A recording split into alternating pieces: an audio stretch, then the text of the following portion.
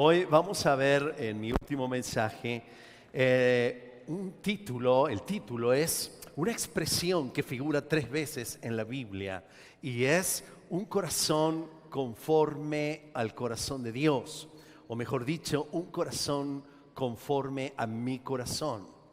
O lo que fue expresado por Samuel, Dios está buscando un hombre conforme a mi corazón. Y quisiera y deseo con todo mi corazón que yo pueda ser ese hombre y que vos puedas ser ese hombre, esa mujer, que puedan decir: Señor, contá conmigo, yo soy ese hombre que vos estás buscando para cumplir ese plan. Ahora, cuando fue traída esta palabra, fue en un momento muy crítico en la historia del pueblo del Señor. Quizá el pueblo no se dio cuenta de lo que estaba sucediendo. El pueblo de Israel seguía con sus mismas batallas, seguía con su economía, seguía con la vida social normal, relativamente normal. Sin embargo, en el mundo espiritual y en el mundo de la autoridad, estaba habiendo un cambio radical en cuanto a las autoridades que estaban presidiendo esa nación.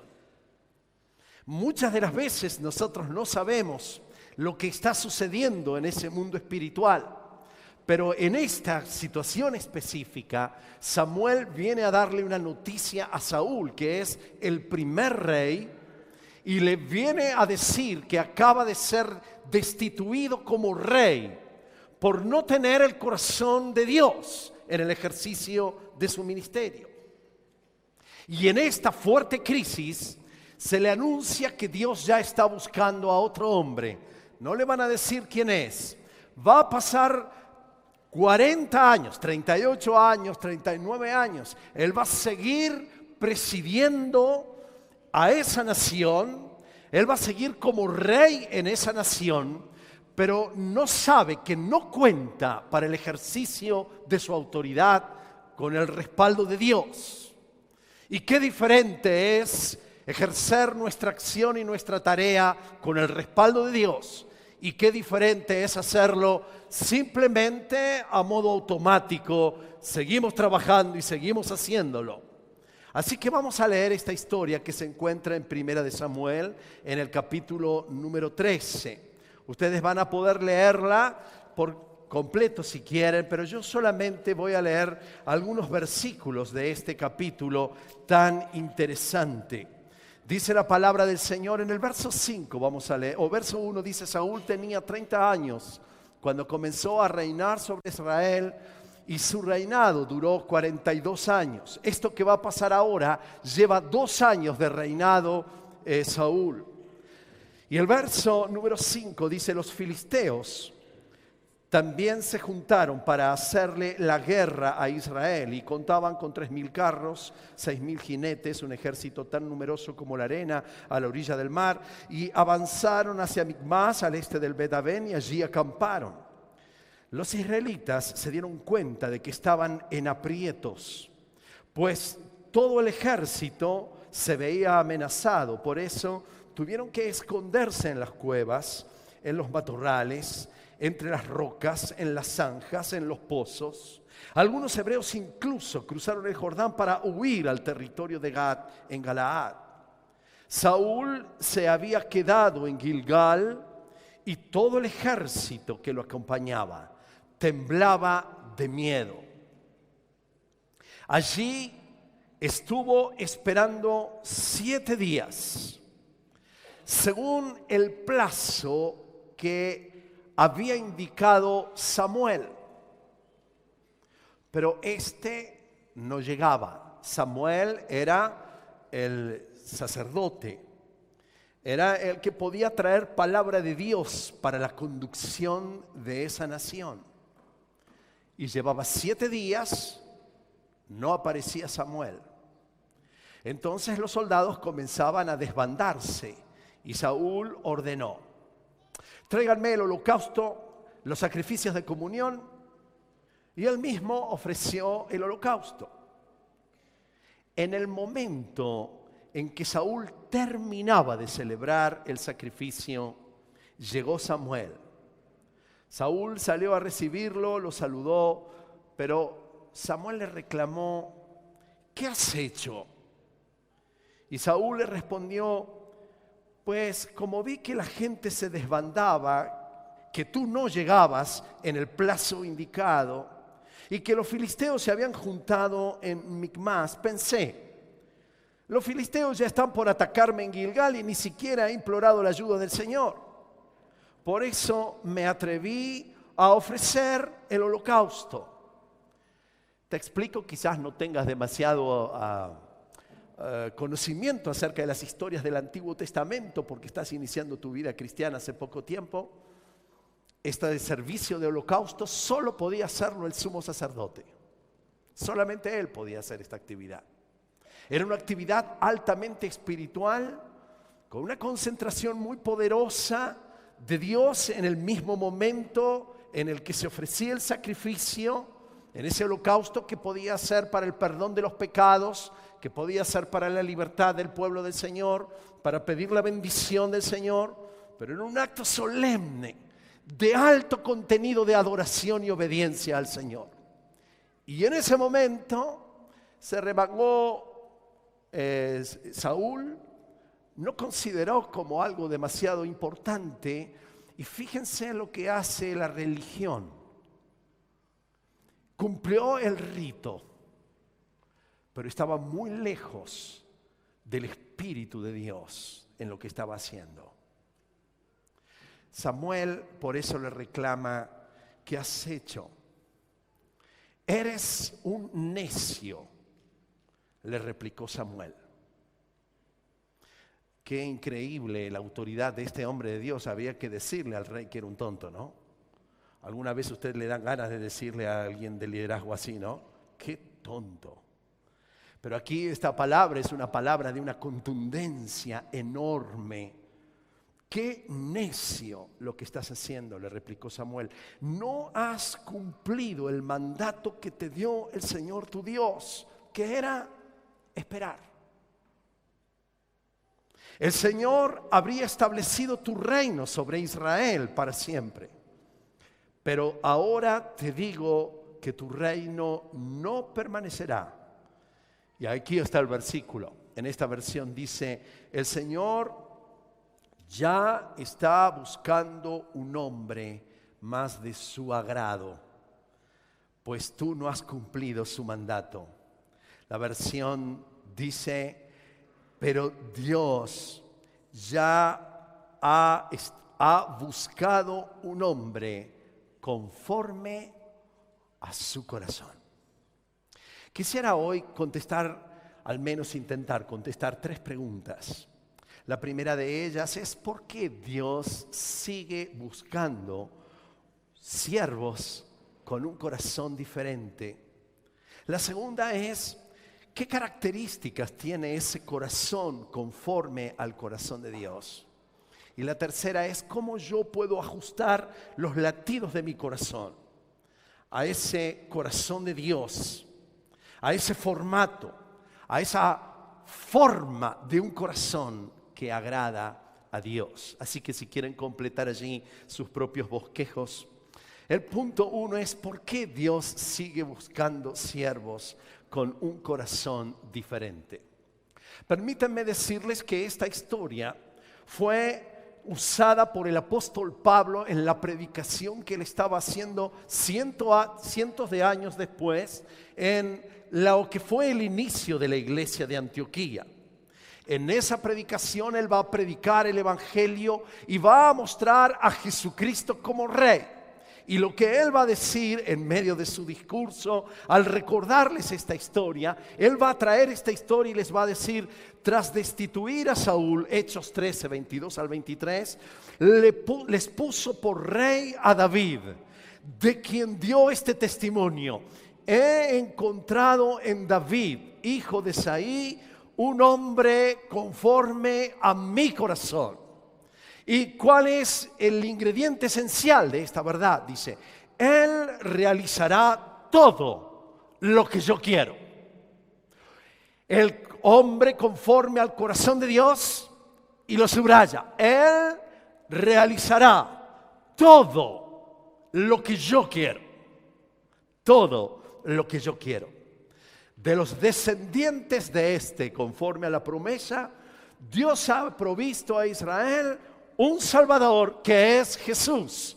Y va a comenzar a hablar de Jesús. Así que saca esta historia del reinado de David, de Saúl, que fue eliminado, de David como alguien conforme al corazón de Dios, e inmediatamente dice, de este hombre, de este estilo de rey, de esta sangre, yo entonces traje ahora a Jesús, dice Dios, como el rey que reina por los siglos de los siglos.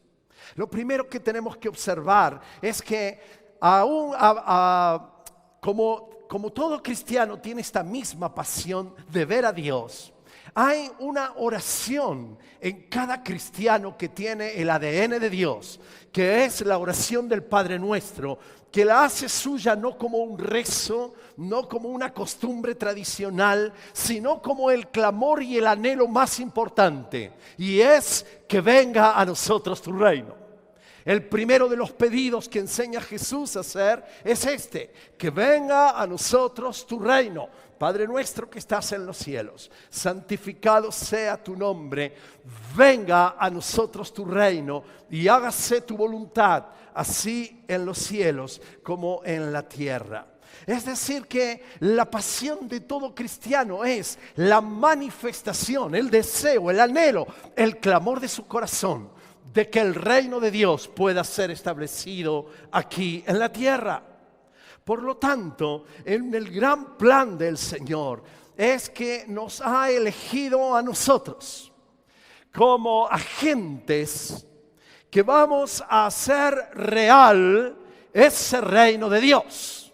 Por lo tanto, no simplemente soy un cristiano porque he creído en Jesucristo, sino que la operación del Espíritu de Dios me ha ungido a mí como un siervo de Dios para dar a conocer los principios del reino. Nadie de los que está aquí, que ha puesto su confianza en el Señor, puede desentenderse de esta responsabilidad. Cada vez que decimos, venga a nosotros tu reino, el Señor está buscando un hombre conforme a su corazón para que ese reino se establezca. Cada vez que nosotros decimos que sea hecha tu voluntad, así en los cielos, aquí en la tierra, Dios está buscando en medio de su pueblo hombres que tengan el corazón como el de David, conforme al corazón de Dios, para que pueda reinar, hacer una actuación de reyes y sacerdotes. El honor que vos y yo tenemos es de ser siervos escogidos que reinamos juntamente con Cristo. No como el espíritu de gobierno, de reino, de autoridad o de acción que tiene el mundo de hoy, sino con un espíritu totalmente diferente. Dice la palabra del Señor en Apocalipsis 1, al que nos amó y nos lavó de nuestros pecados con su sangre y nos hizo reyes y sacerdotes para Dios su Padre. A Él sea la gloria e imperio por los siglos de los siglos. Amén. Yo no sé cómo explicarle a mi esposa que crea que lo que tiene al lado es un rey.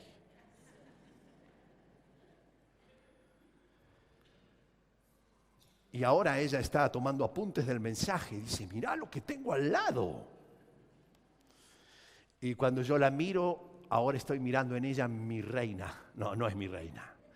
Es la reina del Señor.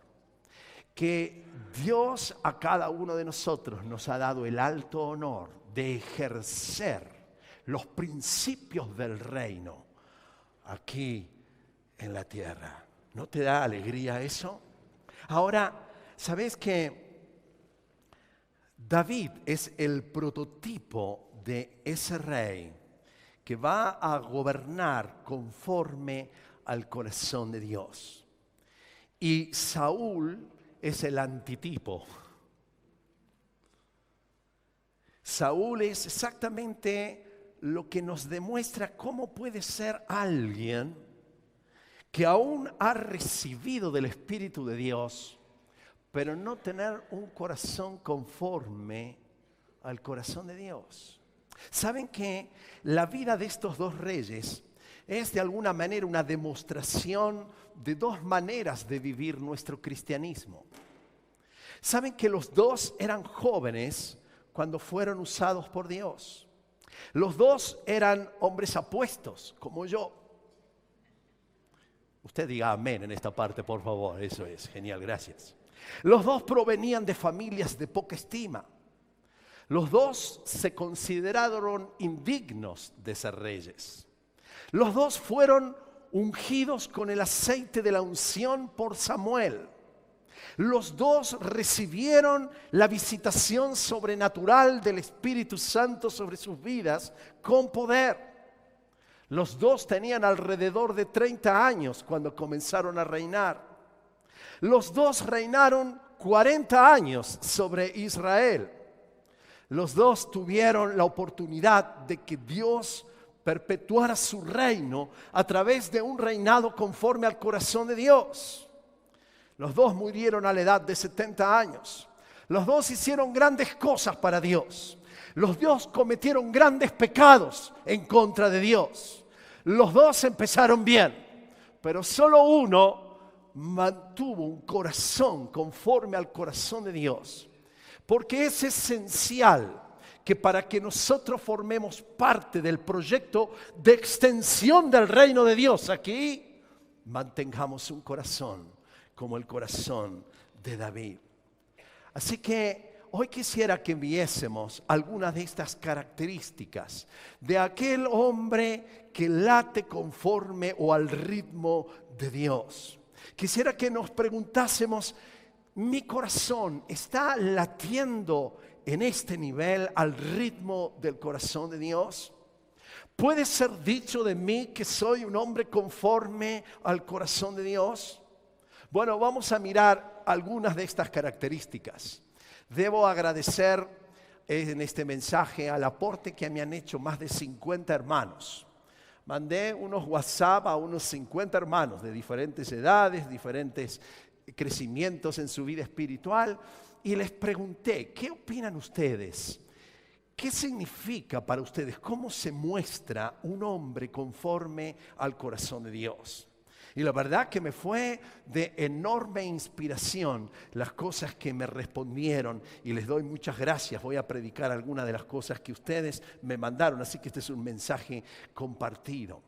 La primera de las características que encontramos que Dios considera como esenciales, las podemos mirar en el blanco y negro de este David y de este Saúl. Justamente las cosas que molestaron al corazón de Dios que hacía Saúl son las que presuponemos que son las que Dios desea para un corazón conforme al corazón de Dios. Y entonces la primera de las características es que tienen la adoración como centro y prioridad en sus vidas. Cuando nosotros nos encontramos a Saúl, aquí él en realidad ha visto el holocausto, la bendición de Dios, la confianza en Dios como un asunto simplemente de un trámite. Era más o menos decir, bueno, hagamos un acto religioso como para pedir la bendición de Dios, así estamos todos tranquilos y vamos a la batalla. Pero no había ningún tipo de temor hacia ese acto de adoración tan profundo. Para Saúl la adoración era un trámite, pero para David la adoración era el centro de su vida.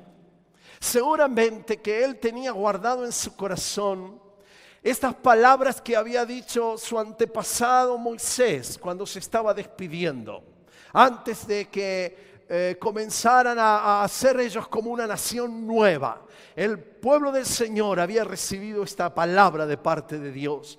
Y ahora Israel, ¿qué requiere el Señor tu Dios de ti? ¿Qué requiere el Señor tu Dios de ti? Y la respuesta es contundente.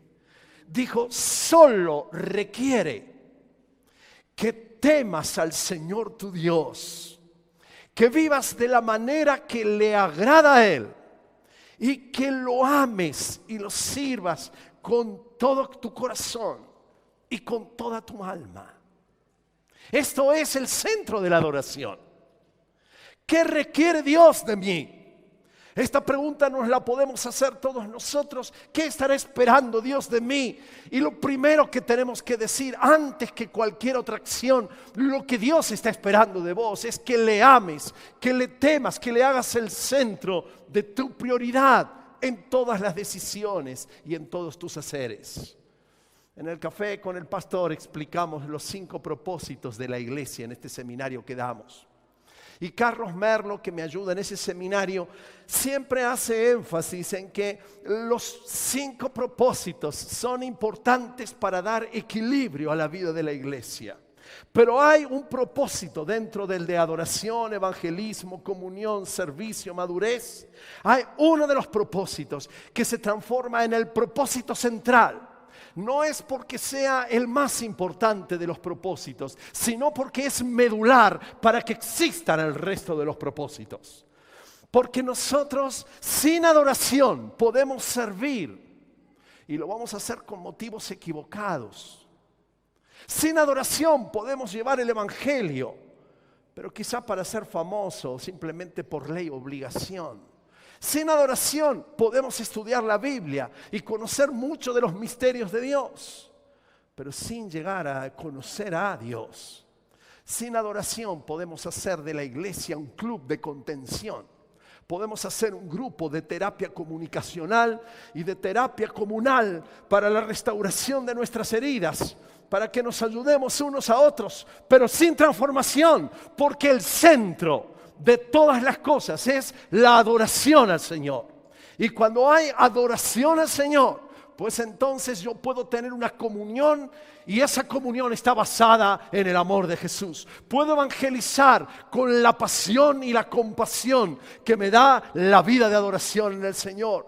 Puedo crecer para parecerme a Jesús a quien adoro. Puedo servir sin el deseo de ser visto por los hombres. Simplemente servir como modelo especial de la encarnación de Jesús en medio de nuestro tiempo. Por eso todo siervo de Dios que esté orando, que venga a nosotros tu reino. Úsame, Señor, para ser el encargado de pronunciar el reino tuyo. Pueda hacerlo en el espíritu de un corazón entregado al Señor. Jesús le dijo a sus discípulos: muchachos, miren, ustedes van a tener muchos modelos de liderazgo. Ustedes van a tener mucha gente a quien copiarle la forma de liderar. Van a tener presidentes, van a tener gobernadores, van a tener políticos, van a tener economistas, van a tener hombres de la cultura, hombres del deporte al que ustedes mirar. Ustedes van a tener una serie de personas desde el área de la filosofía, del pensamiento. Y quiero que ustedes tengan cuidado, porque al ser presionados en su visión de cómo reina el mundo hoy, van a tener la tentación de copiar esos modelos. Pero entre ustedes no debe ser así, dice Jesús. Para que ustedes puedan servir y ser embajadores de mi reino, no puede ser de esa misma manera. Necesita hombres y mujeres conforme al corazón de Dios, que tengan como prioridad esencial la adoración al Señor. La segunda de las características, tiene un cuidado especial por el honor del llamado de alcance mundial. Me gusta esta expresión que usa Rick Warren: somos cristianos de tipo mundial, de alcance mundial, de jerarquía mundial. No porque seamos los más copados del mundo, ni porque vayamos necesariamente a recorrer todas las partes del mundo, sino que en nuestro corazón hay una pasión, y es que Dios bendiga a través de nuestra vida aquí y hasta lo último de la tierra. La pasión del Señor es que nosotros podamos bendecir a todas las personas de toda clase social, de toda lengua, de todo linaje. De alguna manera, nuestro compromiso esencial es ser embajadores para esto. Y esto no lo podemos hacer por nosotros solos. Se necesita el poder del Espíritu Santo, el llamado de Dios, la unción de Dios sobre nuestras vidas. Ahora, Los dos habían recibido unción. Saúl había sido ungido. Ese ungimiento se hacía echándole 1,5 litros de aceite sobre la cabeza. Ustedes traten de que los pastores no los unjamos de esta forma, ¿verdad? A los que vienen a veces a pedir por sanidad, les ungimos con una gotita. Si ustedes quieren, le echamos 1,5 litros de aceite. Algo va a pasar, aparte de que se les va a manchar la ropa. Lo cierto es que este ungimiento era la mirada externa de algo que ocurría en el corazón de ellos, que era la presencia poderosa del Espíritu Santo sobre sus vidas. Pero Saúl menospreció la unción. Saúl denigró el honor de representar a Dios en los propósitos eternos de ser bendición para todas las naciones.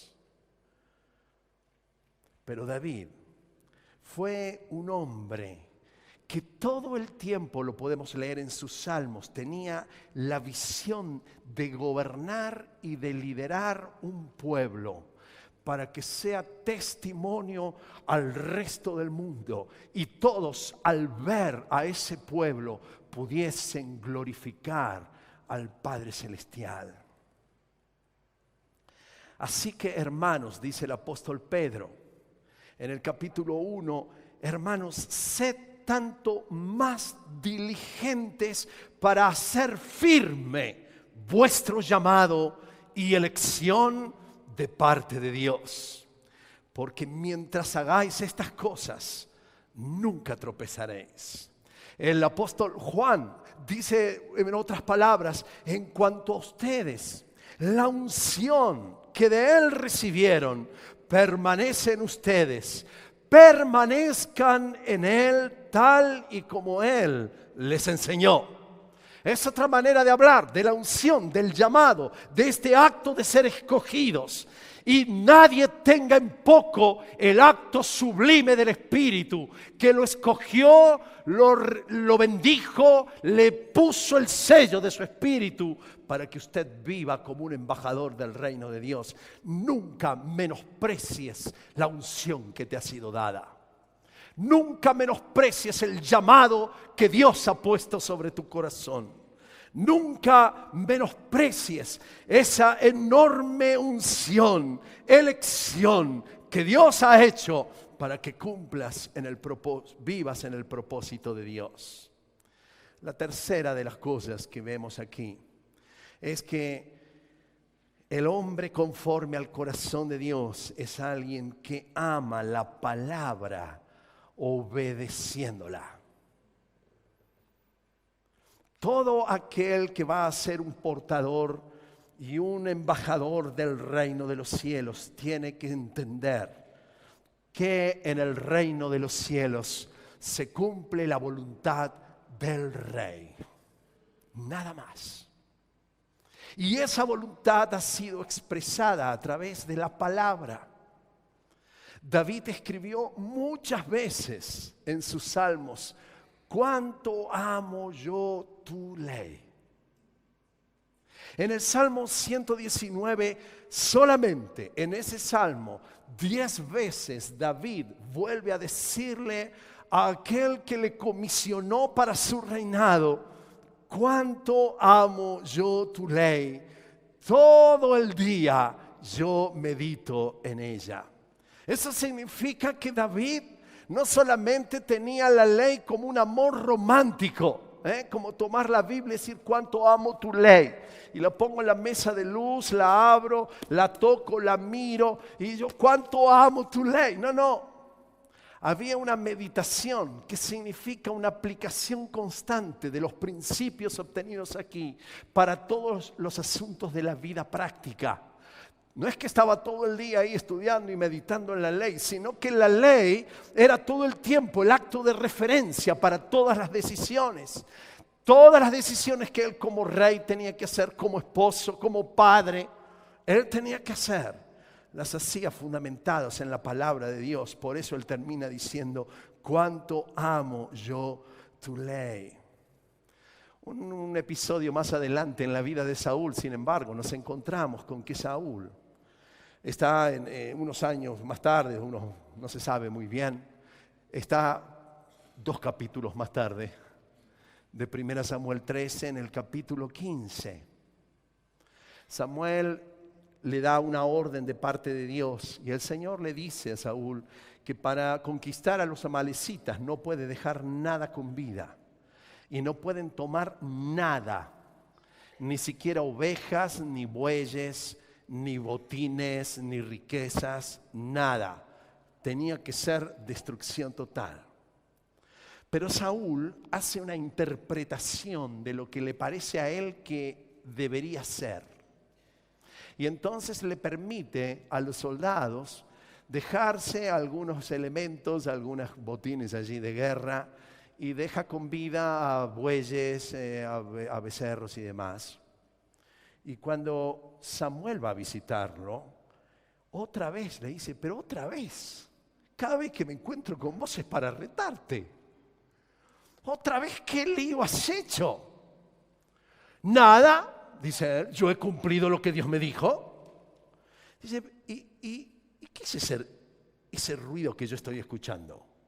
Estoy imaginando que hay ovejas, vacas, bueyes, porque yo siento el mugido, siento el ruido, siento el olor. Ah, no, eso es solamente una cosa que se han dejado los soldados para ofrecer holocausto al Señor. Se estaban haciendo un asado los muchachos. Y él tapa la realidad de la desobediencia con argumentos y explicaciones. Y esto es muy propio de los que lideran la vida al estilo Saúl. Hacer decir a la palabra o justificar sus acciones de pecado diciendo, bueno, pero no es tan importante. Y Dios no le deja pasar el tema y le dice, por cuanto has hecho esto, hay una palabra tan impresionante, dice, el obedecer vale más que el sacrificio y el prestar atención más que la grasa de carneros. La rebeldía, lo contrario al amor a la palabra, lo contrario al amor a la palabra no es odio a la palabra, es rebeldía. La rebeldía es tan grave como la adivinación. La arrogancia tan grave como el pecado de la idolatría. Y como tú has rechazado la palabra del Señor, Él te ha rechazado como rey. Por eso el apóstol Pablo le está diciendo a la iglesia que es embajadora del reino de los cielos. Le dice que habite en ustedes la palabra de Cristo con toda su riqueza. Instrúyanse, aconséjense unos a otros con toda sabiduría, canten salmos, himnos, canciones espirituales a Dios con gratitud de corazón. Y Santiago le agrega el sello, no se contenten solo con escuchar la palabra, pues así ustedes se engañan a sí mismos, llévenla a la práctica. La cuarta característica de un hombre que tiene el corazón conforme al corazón de Dios es un enorme respeto a la autoridad delegada. Un enorme respeto a la autoridad delegada. Nosotros hoy estamos viviendo como sociedades, como sociedad argentina, ni que hablar en Latinoamérica. Quizás por los enormes abusos del poder de la autoridad. Un eje contrario que significa nadie es mi autoridad. No hay reconocimiento de la palabra de la autoridad. Siempre es puesta en duda la palabra de la autoridad. El otro día hablaba aquí con Tomás las enormes dificultades que tiene él en enseñar en un colegio, porque apenas él puede expresar ciertas conductas en el tema, pueden llegar hasta sacarte un arma para decirte, ¿qué te pasa, profe? Y por supuesto todos tenemos que someternos a la violencia de pibes de 14, de 15 años para que los papis no se enojen. Esto es multiplicado en todas las áreas, un enorme problema. Lea el diario de hoy y se va a dar cuenta la enorme crisis que tenemos en la obediencia a la autoridad. La palabra autoridad, lamentablemente, aún para los cristianos se ha vuelto una palabra repulsiva. Todos tenemos opinión democrática y no respetamos a las autoridades puestas por Dios. Las juzgamos, las obedecemos en tanto y en cuanto. Ahora, ¿usted se imagina que un policía lo pare allí en el camino y dice, mire, usted está andando sin el cinturón y con las luces apagadas? Y hay alguno que le va a contestar, mire, pero usted está en desorden su vida porque usted acaba de engañar a su esposa. ¿Usted le diría eso al policía? ¿Qué te importa? Porque es autoridad. Y es la autoridad. Simplemente es la autoridad. Hoy necesitamos volver a valorar la autoridad. Porque cuando yo aprendo a obedecer y a respetar la autoridad, estoy practicando un ejercicio de obediencia a la autoridad establecida por el Señor. No puedo aprender a obedecer al Señor si ni siquiera puedo obedecer a mis jefes en el trabajo. No puedo obedecer a mis líderes de grupos pequeños. No puedo obedecer ni siquiera a los anfitriones cuando me dicen, ponga el auto allá, por favor, hágalo así. ¿Usted quién es? ¿A quién le hemos dado autoridad para ordenar el tránsito? Pero nosotros no. Nos manejamos conforme a lo que yo soy de autoridad. ¡Wow! Dice la palabra aquí que cuando terminó de retar la autoridad a Saúl, dice, no, quédate conmigo. Dice, no voy a regresar contigo, le respondió Samuel. Tú has rechazado la palabra del Señor y te has rechazado como rey para siempre. Y cuando Samuel se dio vuelta para irse, Saúl le agarró el borde del manto y se lo arrancó a la autoridad espiritual. ¿Y qué hizo Samuel? Yo le hubiera dado una vuelta, ¡tuc!, con la autoridad. Y Samuel le dice, de la misma manera que has arrancado mi túnica, ha sido arrancado tu trono para siempre. Hasta luego. Wow. Ahora nos encontramos con David.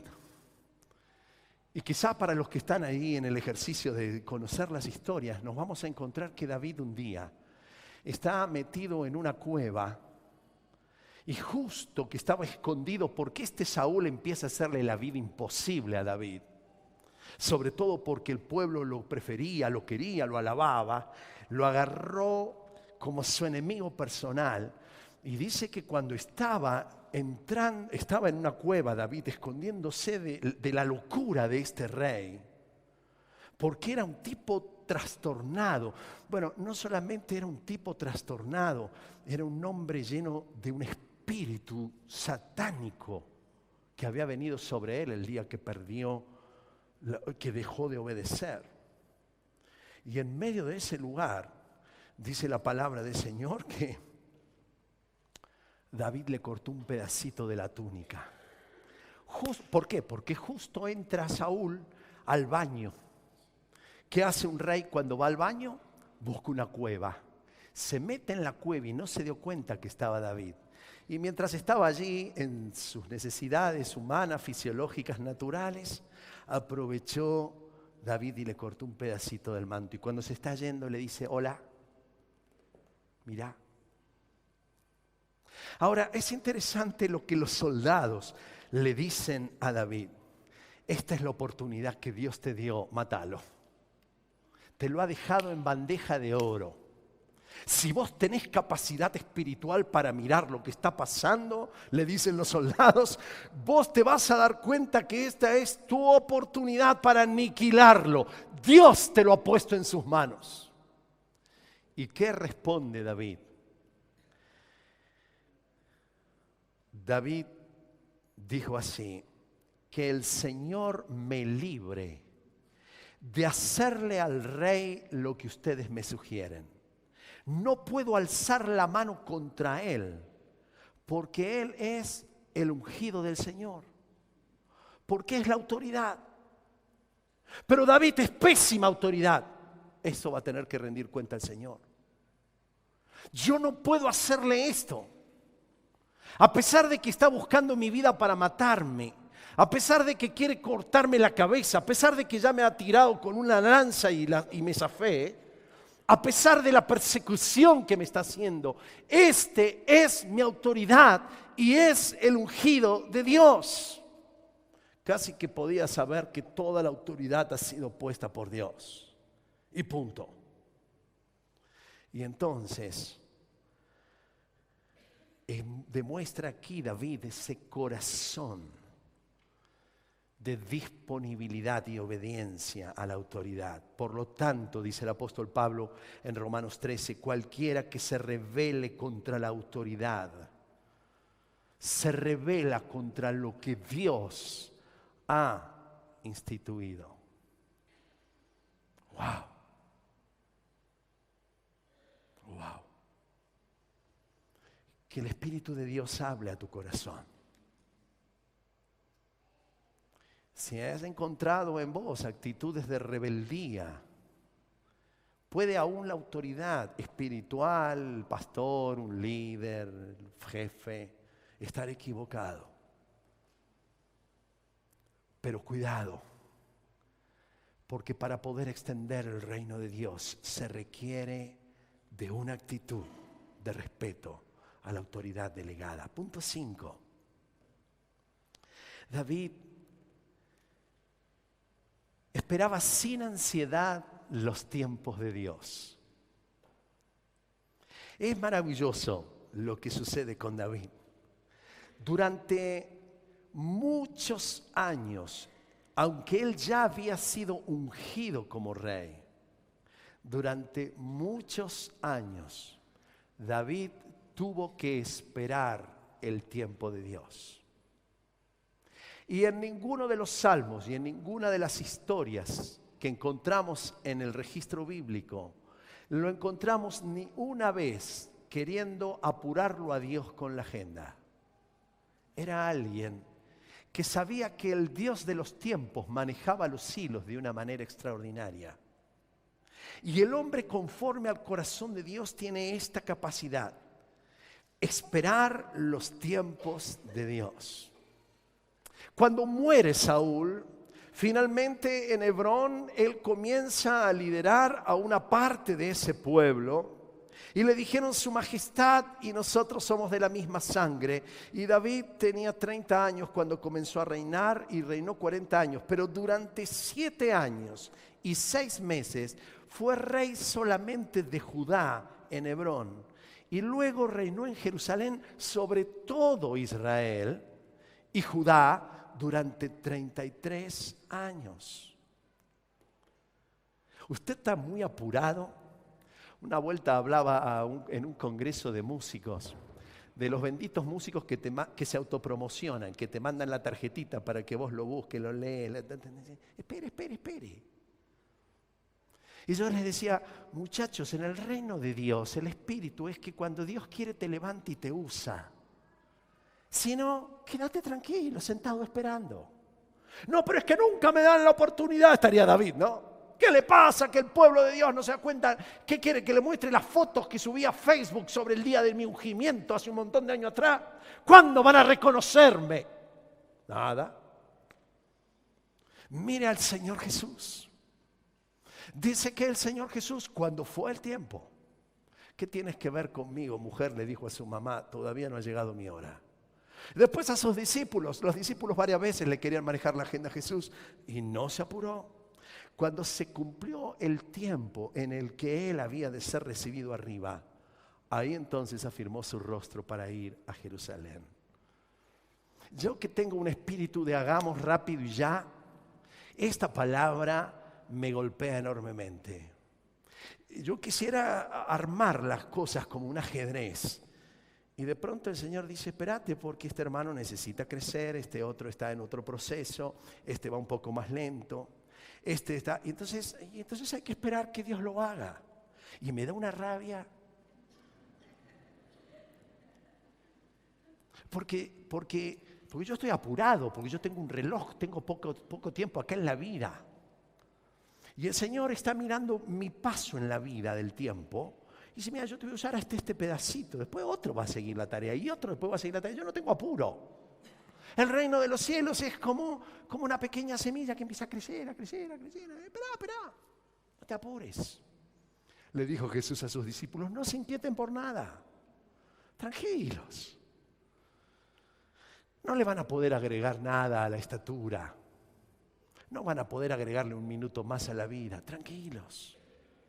Esta es la característica de los hombres que tienen el corazón conforme al corazón de Dios. En Filipenses el apóstol Pablo dice, no se inquieten por nada, más bien en toda ocasión. Con oración y ruego. Presenten las peticiones al Señor. Él es el que se encarga del tema. Y háganlo con acción de gracias, diciendo, Señor, te lo he entregado, gracias. Lo vas a hacer, a tu modo, a tu tiempo, con quien quieras, en el momento preciso. Yo soy un embajador del reino, no soy un hacedor del reino. Soy un embajador de tu reino, de tu reino. Tú reinas con poder. Y entonces, dice, y entonces la paz de Dios, que sobrepasa todo entendimiento, va a cuidar sus corazones y sus pensamientos en Cristo Jesús. Juanca, deja de hacerte el bocho, deja de acelerarte, de hacer argumentos, de ¿qué pasaría? ¿Qué? Pará. Si se lo presentaste a Dios, ya está. Esto es lo que hacen los hombres conforme al corazón de Dios. Estoy desesperado por llegar al punto 3, mi hermano.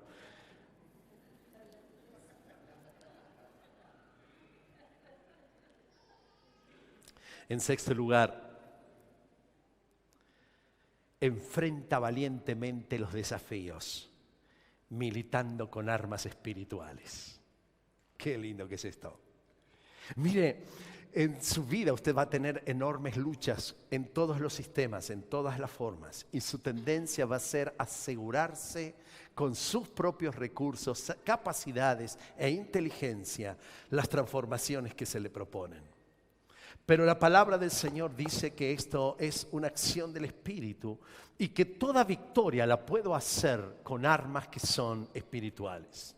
¿Sabe qué? Dice la palabra del Señor que Saúl, durante todo el reinado, luchó sin cuartel contra los filisteos. Por eso siempre tenía una obsesión.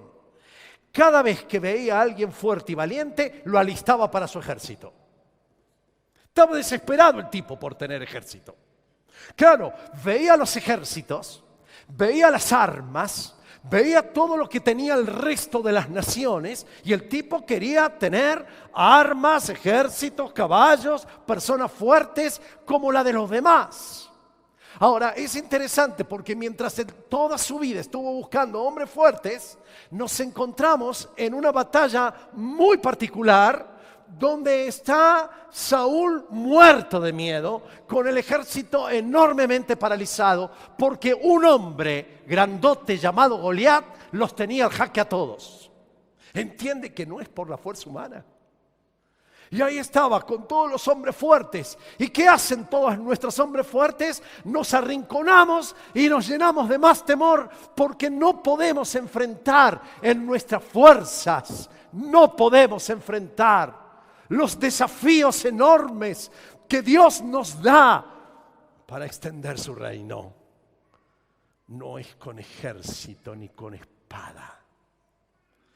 Y sabe que el Señor, en cambio David, cuando ve esto allí, dice, ¿qué les pasa que están todos muertos de miedo? ¿Acaso ustedes no son pueblo de Dios? ¿Acaso ustedes no forman parte de la nación que Él ha escogido para ser victoriosa? ¿Qué herramientas tienen? No sé, no tenemos nada en comparación con. ¿Y qué hace David? Saca una piedrita, la onda, lo que siempre tuvo. Porque él siempre fue miembro del ejército de Dios, aunque no estaba en el ejército. Pero tenía un corazón de conquista del reino de Dios. Y lo agarró al gigante, lo mira de frente y le dice: vos venís a mí con espada, con lanza y jabalina, pero yo vengo a ti, no con mi piedrita. Yo vengo a ti en el nombre del Señor Todopoderoso, el Dios de los ejércitos de Israel, a los que tú has desafiado. Y dice, ya sabe la historia, lo ha visto hasta en la iglesia para niños, vuelta, ¡pum! Y al gigante lo liquidó. ¿Sabe qué pasa? Que todo hombre que va a manejarse en el reino de Dios tiene que aprender que aunque vivimos en el mundo, como dice 2 Corintios, no libramos batallas como lo hace el mundo. Las armas con que luchamos no son del mundo, sino que tienen el poder divino para derribar fortalezas. Destruimos argumentos, destruimos toda altivez que se levanta contra el conocimiento de Dios y llevamos cautivo todo pensamiento para que se someta a Cristo. ¿Con qué armas? Con las armas espirituales que nos ha concedido el Señor. Es hora de que derrumbemos nuestras argumentaciones, nuestras propias armas, nuestras estrategias humanas, para decir: Señor, esta victoria la vamos a vencer en el nombre del Dios poderoso de los ejércitos, el Rey de Reyes y del Señor de los Señores. Séptimo, me dispongo a acercar al corazón humano. A pesar de que vemos a David como un rey enormemente grande, batallando, liderando, su ministerio empezó estando cerca del corazón de un hombre que sufre. Y el hombre que sufre, nada más y nada menos, era su peor enemigo. O se va a transformar en su peor enemigo. Dice la palabra que Dios lo llamó a David. Seguramente él vio en el corazón de David esta disposición de curar, de cuidar. Él había dicho que la vara y el cayado del buen pastor infundían aliento. Seguramente en su corazón él había visto cómo se pastoreaba a las ovejas y aún a las ovejas rebeldes. Con vara y con cayado me infundirás aliento. Y dice que el Señor lo llama y el primer ministerio que le da es: mira, trae ese instrumento que vos tocás. Y quiero que comiences a vencer con esta arma que tenés. Agárrate el teclado, o agárrate, no sé, la guitarra eléctrica, la flauta, el saxo, no sé, lo que quieras. Él trajo su instrumento y comenzó a ministrar a Saúl, a un rey, en medio del gran dolor que él tenía. El dolor que él tenía era que venía a visitarlo un espíritu del infierno y se volvía loco.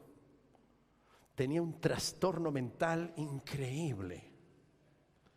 Y David se ponía al lado de alguien que es duro estar al lado de un enfermo mental, que dice barbaridades, que se comporta de manera extraña, que uno dice: ¿qué es lo que le pasa? Y dice que David ministraba al Señor y entonces se ponía en paz el corazón de Saúl.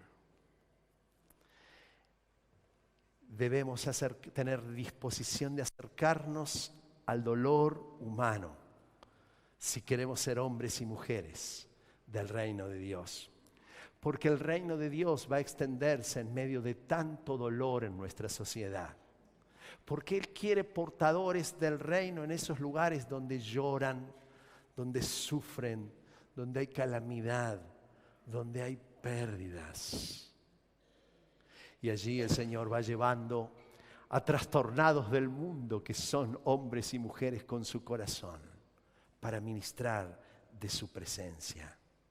Por eso Jesús decía en Lucas 6, sean compasivos, así como su Padre es compasivo.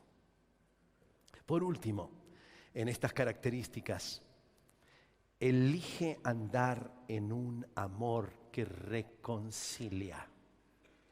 Yo no lo puedo creer porque el suegro que le tocó a David fue espantoso. Lo persiguió durante casi toda su vida. Y todas las veces que su suegro se arrepentía, él volvía a estrechar la mano del perdón y de la reconciliación. Porque los embajadores del reino de Dios tenemos como ministerio esencial la construcción de puentes de perdón. 70 veces 7 hay que hacer esto. 7 veces hay que hacer esto. No, Jesús le dijo a Pedro, 70 veces 7, es decir, siempre.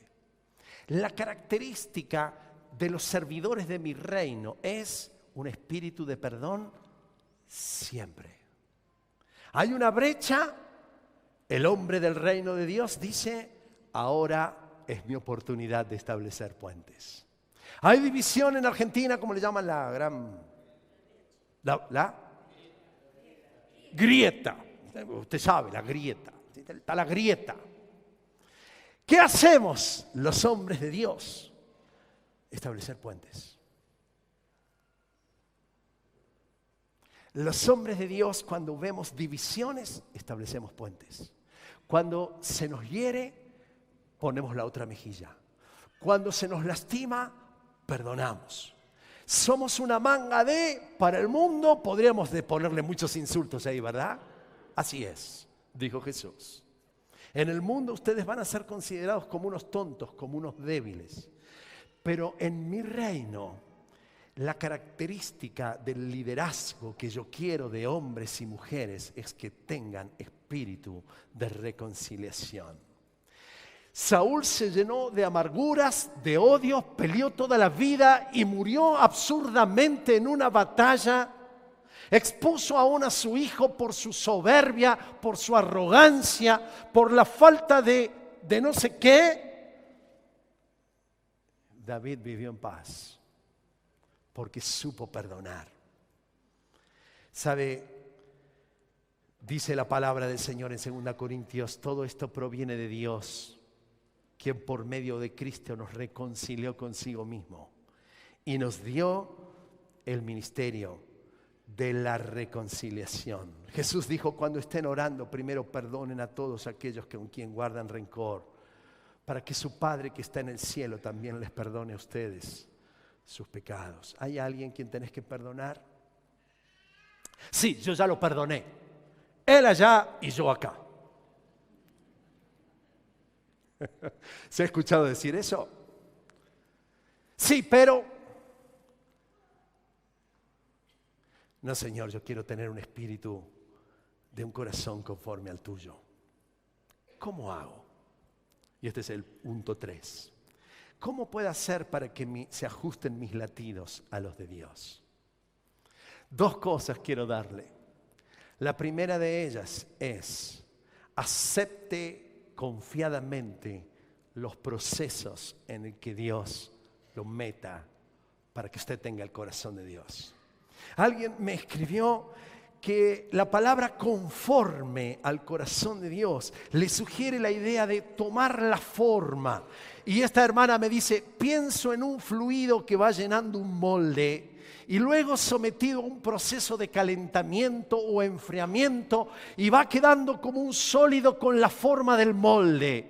Por eso, para que el fluido, el hombre, entre en el molde del corazón de Dios, necesita ser sujeto a un proceso, ajustes, límites, disciplina, porque cambia la estructura molecular interna de dolor, porque será sometido a factores externos, o de gozo, porque estará enteramente a la forma del propósito por el cual fue pensado.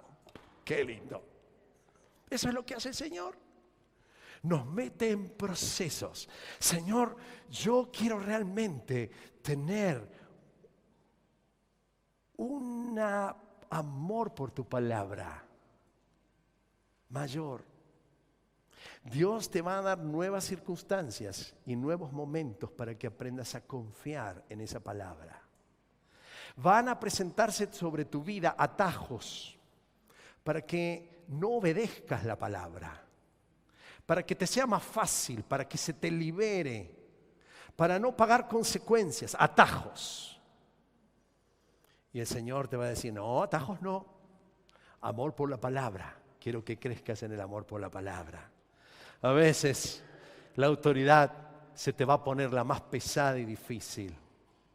Y el Señor va a decir, no, vos quédate tranquilo.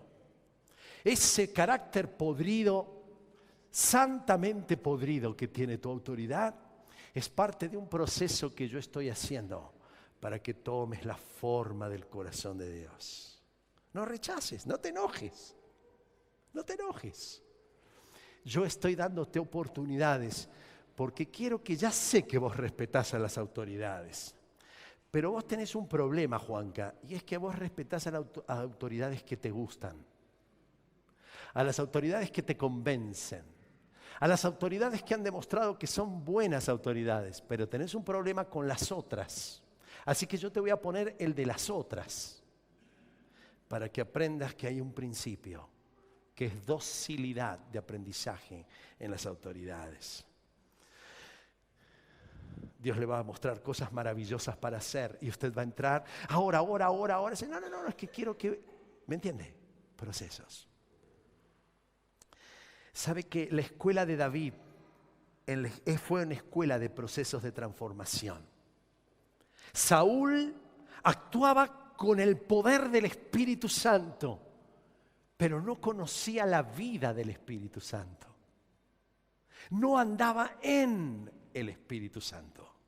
Y andar en el Espíritu Santo es aceptar el proceso de Dios en nuestro corazón.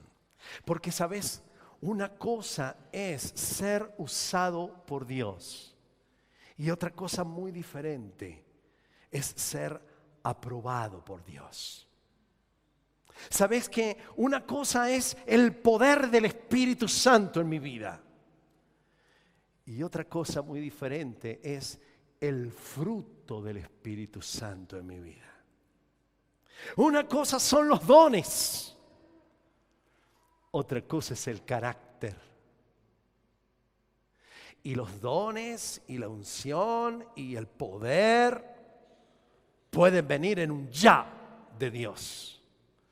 Pero todo lo otro es un proceso continuo del obrar del Espíritu Santo. Pero hay algo más. No solamente es esa disposición confiada a los procesos. Esa disposición que dice, no entiendo bien, pero Dios está bajo control. La otra cosa que debemos hacer para tener el corazón conforme al corazón de Dios es poner nuestros ojos en Jesús. Es mirarlo al Señor Jesús. Es mirar y contemplar al Señor Jesús para despojarnos de todo lastre y peso que nos asedia. Mientras corremos la carrera que tenemos por delante. Hebreos 12:2 nos dice, fijemos la mirada en Jesús, porque Él es el iniciador y el perfeccionador de nuestra fe. ¿Querés tener esa perfección del Señor, ese carácter transformado? Poné los ojos en el Señor Jesús. Mire, yo estuve luchando con muchas de las características, podría haber nombrado como 30 características, pero elegí esencialmente estas y no otras. Quizá podría haber dicho, mira, el hombre conforme al corazón de Dios es el que está dispuesto a quebrarse, o es el que no da excusas y rápidamente pide perdón, es aquel que se puede equivocar pero vuelve rápidamente al camino del Señor, puede fallar pero puede buscar la gloria de Dios. Pueden ser esas características, pero estas características que he nombrado son las características que yo he visto en la vida del Señor Jesús. El Señor Jesús vivió aquí en la tierra y vivió para glorificar al Padre. Y cuando terminó sus días dijo, Padre, he glorificado tu nombre. Viví para que seas el centro de la adoración. Miremos a Jesús.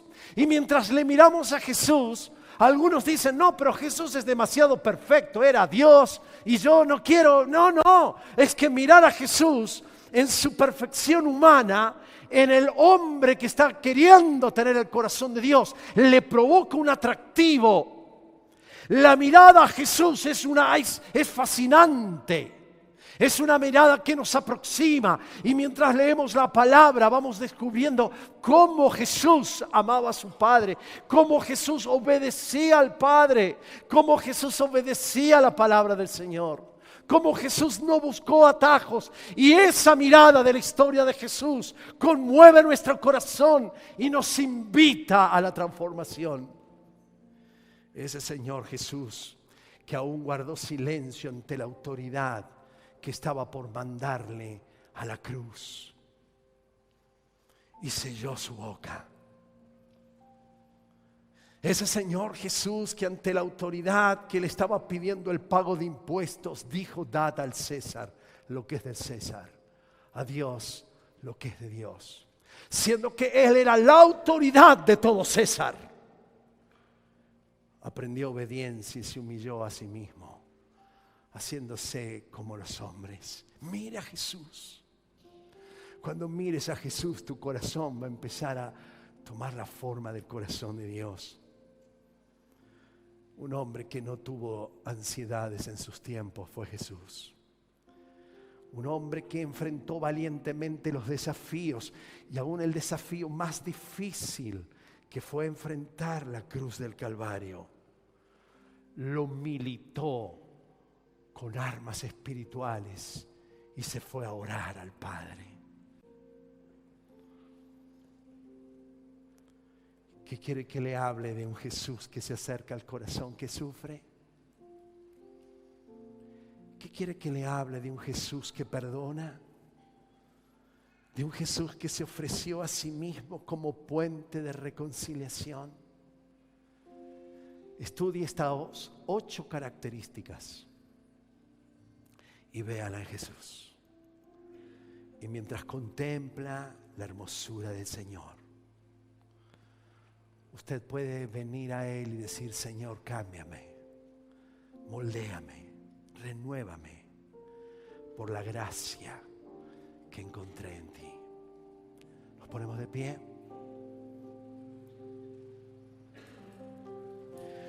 Vengo a ti, Señor, cámbiame, renuévame